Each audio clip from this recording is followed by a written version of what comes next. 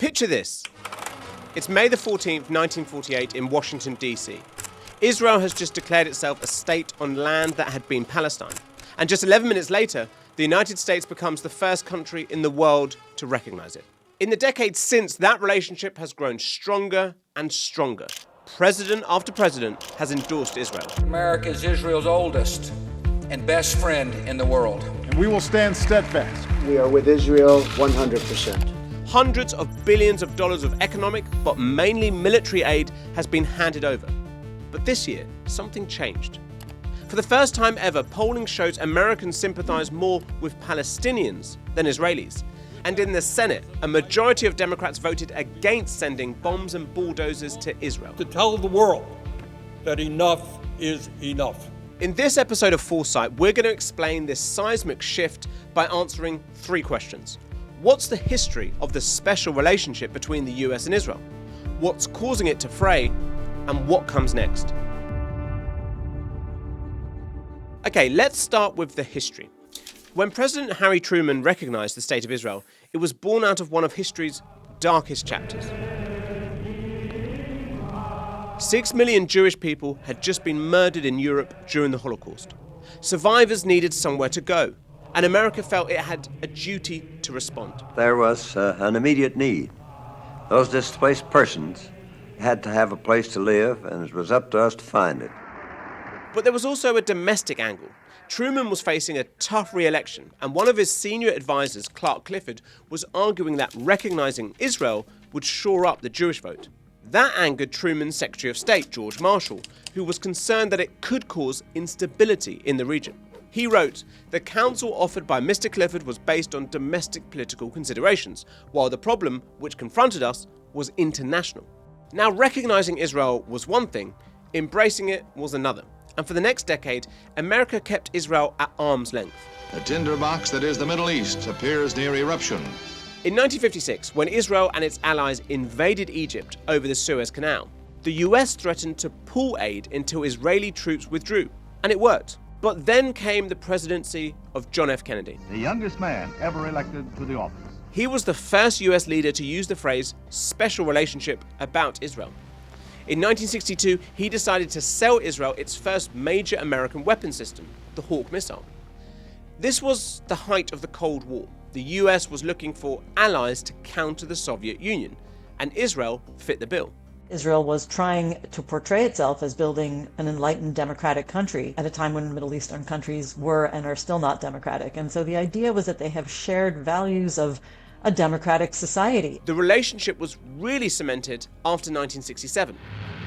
When Israel won the Six-Day War, the Soviet Union cut off diplomatic ties and focused on supporting the Arab nations that had just been defeated. The Soviet Union actually expanded its influence after the weakening of Egypt and Syria in the war, and Israel needed support. America evolved into the country that was going to always have Israel's back at the security level, and all of these fed into the sense of shared values, both the two sides portraying themselves as democratic, but also that they both backed each other security-wise. And since the 1940s, the US has provided more than $300 billion worth of aid to Israel.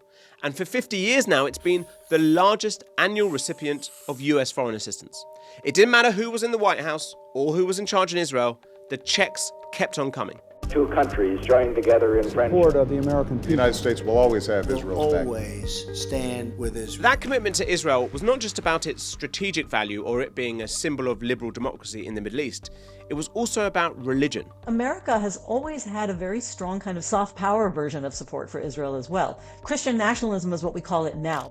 In the US, there are tens of millions of evangelical Christians, representing around a quarter of the electorate. And some of them see Israel as not a political matter, but a biblical one. From the late 1970s, both evangelical and Israeli leaders saw a mutual benefit in forging closer ties. The Israeli government reached out to them, seeing in them as a potential asset in America. And the evangelicals also kind of appealing to Israel, seeing Israel increasingly as something religious. The idea of a Jewish homeland is key for many evangelicals, believing that it's part of the second coming of Jesus Christ, a core belief of their faith. Mike Huckabee, Donald Trump's ambassador to Israel, controversially claimed that Israel had a biblical right to take large swathes of the Middle East. Israel is a land that God gave through Abraham to a people that he chose. It was a people, a place, and a purpose. And it's also notable that Catholics in America continue to have a strong bond to Israel. It was JFK, of course, who forged the modern US-Israel relationship, and Joe Biden called himself a Zionist. You don't have to be a Jew to be a Zionist, and I'm a Zionist. And then there's another key aspect to this deep relationship. I'm talking about lobbying, political muscle, and funding. Because just as the US began to increase its commitment to Israel, we also saw the rise of AIPAC, the American Israel Public Affairs Committee, an overtly pro-Israel campaign group. Founded in the 1950s, it's grown into one of the most sophisticated lobbying machines in America, building bipartisan support for Israel. I'm a newcomer to politics, but not to backing the Jewish state. Its main purpose is to try and maintain a special relationship between the United States and Israel, one where the United States basically gives Israel unconditional support regardless of what Israel's conduct is. To get a sense of the power of that lobby on both Republicans and Democrats, in his memoir, Barack Obama wrote that just about every politician in Washington, including me, counted AIPAC members among their key supporters and donors. Now, AIPAC has consistently stated that it does not lobby on behalf of the Israeli government and that its views are independent of it. And they deny that politicians can be bought by AIPAC and state that being pro-Israel is both the morally and strategically correct position. So many issues we work on together that extend beyond the causes of war and peace, but advances in technology, advances in economics, and not enough attention gets paid to those links, the economic links, the cultural links. Put all of this together, the lobbying, the religious connections, the shared and strategic values, and you have something that for decades has felt untouchable. If you want proof of the strength of this relationship, consider what happened in 2007 when Professor Stephen Walt, yes, that's the guy you've been hearing from, co-wrote and published this book, The Israel Lobby and US Foreign Policy. Now, he argued that Israel's powerful lobby and supporters actually had far too much control over American politics, and that it had now become a strategic liability. The reaction was ferocious. We were attacked in a variety of different publications. We were accused of being anti-Semites. There was a systematic effort to try and marginalize and discredit us in a variety of ways. It had just been a taboo subject that no one wanted to talk about. So, Stephen, what do you make of the situation now where public opinion is shifting away from supporting Israel? I think it's, not something I probably would have predicted 10 or 20 years ago. Really? And I think it is largely a response to the events of recent years. That brings us to the second part of our story. What's changed and why? October the 7th profoundly shocked the world, with 1,200 Israelis killed by Hamas as they invaded the country and took hostages back into Gaza. At the end of 2023, 65% of Americans said Hamas bore a lot of responsibility for the war, a view shared by both Democrats and Republicans. But fast forward to 2026, and that historic graph that we showed at the beginning. For the first time in 25 years of Gallup polling, more Americans now sympathise with Palestinians than Israelis. So what's driving that? Well, I think it's a few things. The most obvious one is Gaza. The scale of the destruction, the civilian death toll, and the numerous accusations that what Israel's government and military has done equates to genocide. Something argued by individuals such as Omer Bartov, a genocide scholar who also fought for the Israeli army.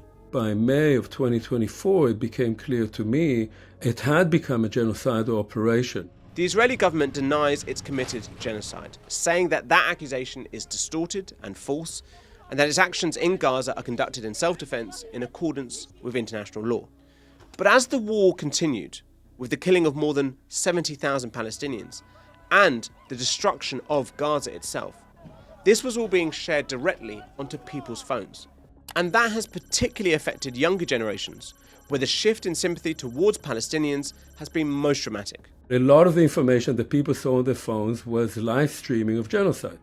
They also saw a lot of social media posts by Israeli troops that were showing how, brutal and cynical they could be. Israelis just don't understand why Americans aren't thinking about October 7th. Well, they were, and they maybe still are, but they also aren't ignoring everything that happened since October 7th. The war in Gaza became a war on Gaza. The war against Hamas became a war against, frankly, all Palestinians in Gaza, and that's impossible to hide. There's also another aspect to the shift among the American public. Look at that graph again. Notice how there's a 10-point drop in support for Israel in the past year. And I think this could be to do with Iran. In the summer of 2025, Israel and Iran went to war for 12 days, and the US bombed Iranian nuclear sites.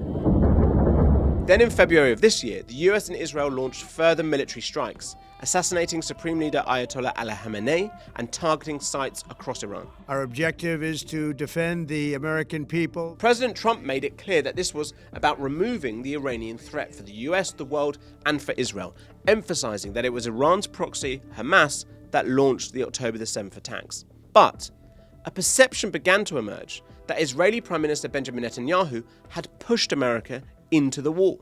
The New York Times claimed that Netanyahu and his team were allowed in the Situation Room at the White House, where he made a hard sell suggesting that Iran was ripe for regime change.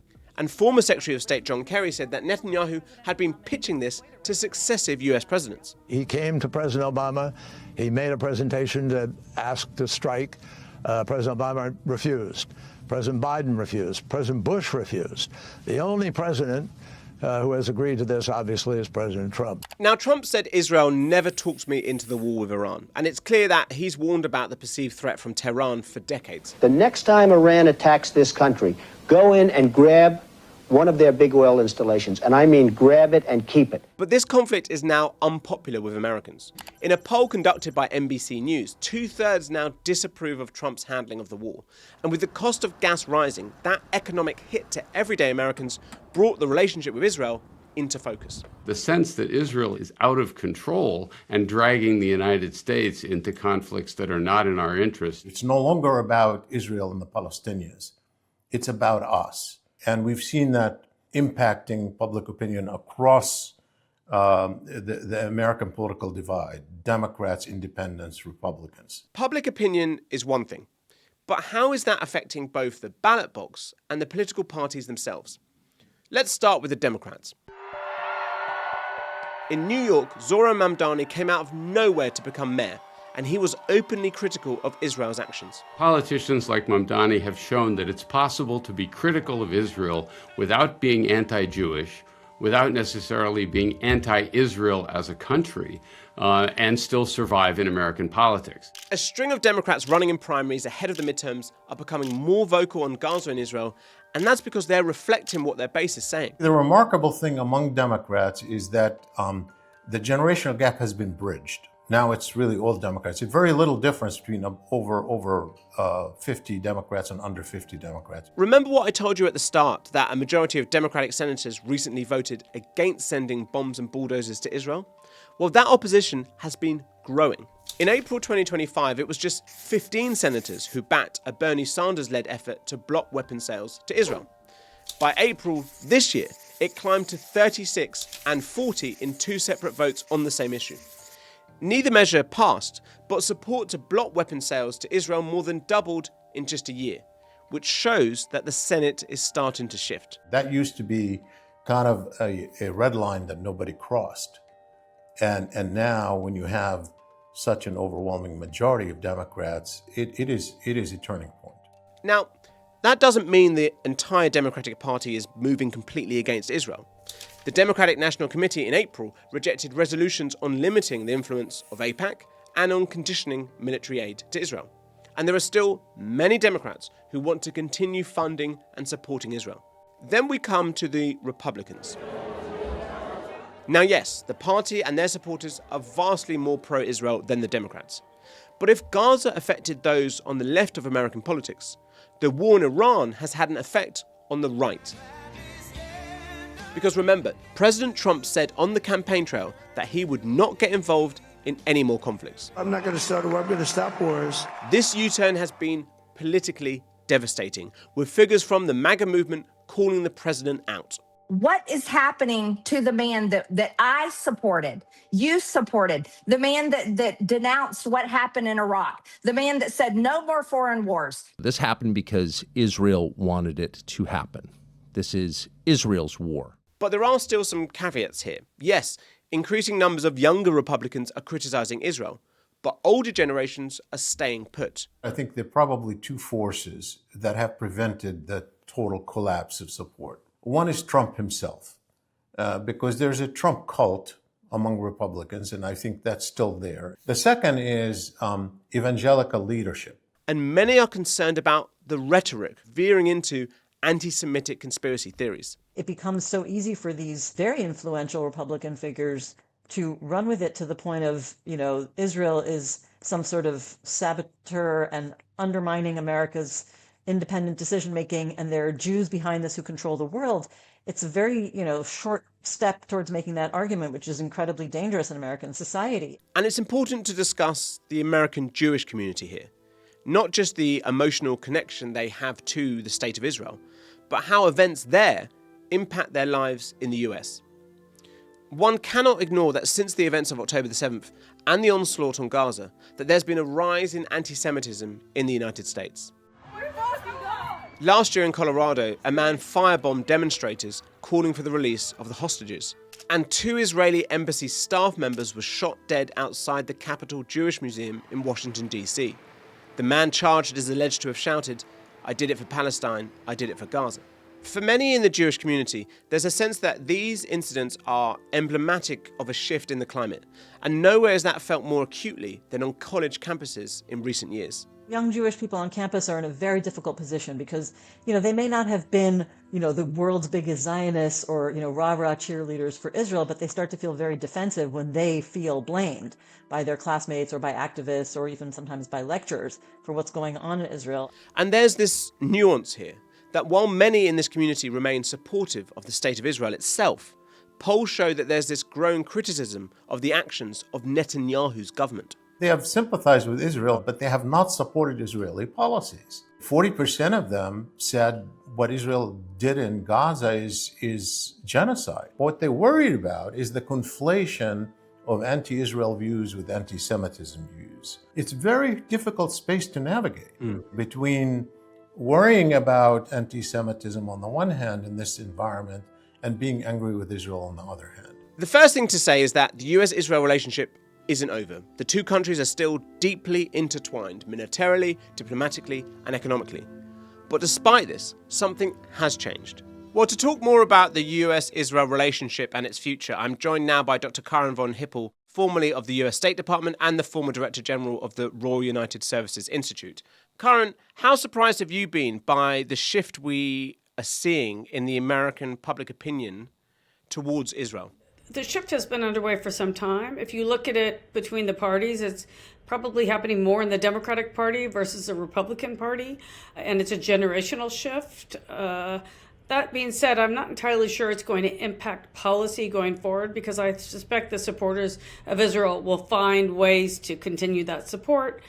Congress approves support for Israel. It's not the president, it's Congress that approves it. And so really depending on what happens, I suppose, in the midterms and the next elections, we'll have a better idea of where things might go. Because we are seeing on the Democratic side, especially in the primaries, some people becoming more critical. We saw a vote in the Senate where a majority of Democratic senators are questioning unconditional support towards Israel. Do you think that's still just the early stages of there being full-throated change when it comes to the approach towards Israel?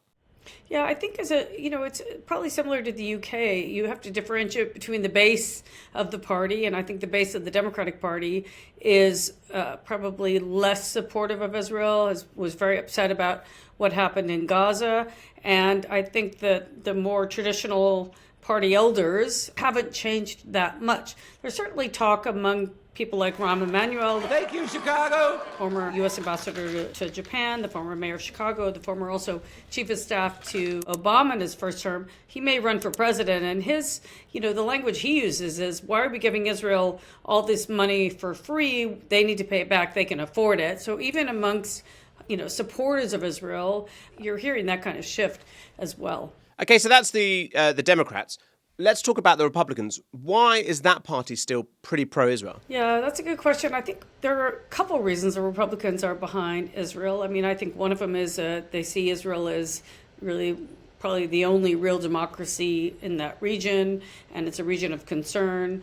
There are also Christian fundamentalists who have a different perception about why Israel matters, and so they're quite supportive. And you can look at the American ambassador in Israel right now, Mike Huckabee. How are you? Ambassador, how are you? Who, is more of an evangelical, and so the evangelical community views Israel in a very different way, perhaps, than Jewish Americans or other Israeli supporters. So there's kind of mixed motives, I think, in the Republican Party. This is theoretical, but if we did get to a situation where US military support for Israel was more conditional, how would that affect the relationship? And what would that mean for Israel itself, which is so heavily reliant on that military support? The United States is also heavily reliant on the Israelis for producing certain types of weapons that the U.S. also buys. So the relationship, it goes both ways. Israelis have been incredibly innovative in terms of advanced technology and advanced defense technology. Perhaps you might see a future where it's more transactional than so-called grants. I mean, Israel has been a recipient of much U.S. funding for many, many years. A lot of it they don't have to pay back. And that could shift. That call that Rahm Emanuel, the potential candidate for the Democratic Party, is making, may become more mainstream. And so given, the changing nature of bipartisan support towards Israel, are we getting closer to a stage where in 2028 or maybe more 2032, where you could have a pro-Israel Republican candidate against a more anti-Israel Democratic candidate? Yeah, you could see Israel becoming a factor in the presidential debates. It could be a factor in the primary debates as well, on both sides actually, but probably more likely on the Democratic side.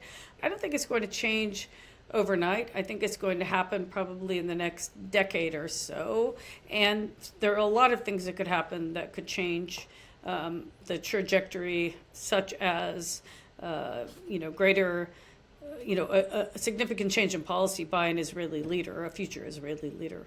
So ultimately then, despite the shifts we're seeing in polling and some votes, the US-Israel relationship is still strong. It's still vital for both nations, at least for the foreseeable future. Yeah, it's still strong, and I think you'll still see the American government providing, significant support diplomatically and economically and militarily to Israel for the foreseeable future. But, that support is eroding, as we've been discussing, and the question is how much will it erode and how long will that take, and then what does the future relationship look like? I think it's a little bit too early to predict that, at least for me. Dr. Karen von Hippel, thank you very much for your time. Thank you. Thanks for watching this latest episode of FourSight, and another bigger thank you to all of our guests. That's Dahlia, Shibli, Omer, Stephen and Karen. I hope you found this video informative about a very crucial but complex issue, taking in history, polls, opinions, politics and people, and that it was all detailed and nuanced enough to do this important topic justice. We'll be back, as always, in a few weeks, but let us know your thoughts in the comments and subscribe for the next episode soon of FourSight.